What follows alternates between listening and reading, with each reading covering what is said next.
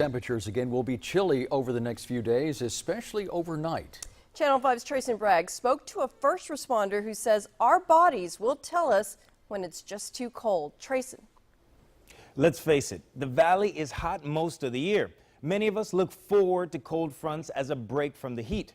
Today we learned during cold fronts, the valley sees more cases of hypothermia than you may think.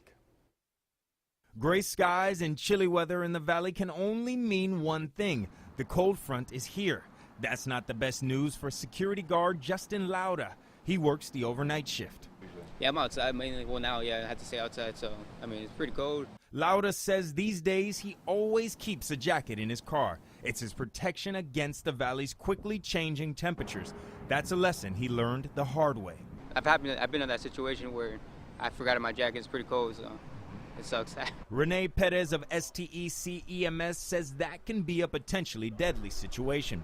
Perez tells us as the temperatures drop, emergency calls related to hypothermia increase. He says there are warning signs. When you get hypothermic, typically you start shivering for a reason. Your body's just trying to warm up. Once your body loses that ability to shiver, then you start seeing other things like your heart rate starts to slow down. You start breathing a little slower. Perez says that leads to less blood going to your head, which causes you to be less coordinated, lose consciousness, that type of thing. Perez tells us at that point things could get deadly. Ignoring the warning signs may lead the body to shutting down, causing respiratory arrest, then cardiac arrest. He explains the next step is death.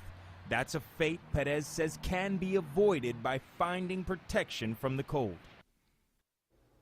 Perez adds to avoid falling victim to hypothermia, keep a jacket or layered clothing with you during cold fronts. If you don't have a warm place to stay, Perez says you should make your way to a shelter. In the studio, Trayson Bragg, Channel 5 News at 10.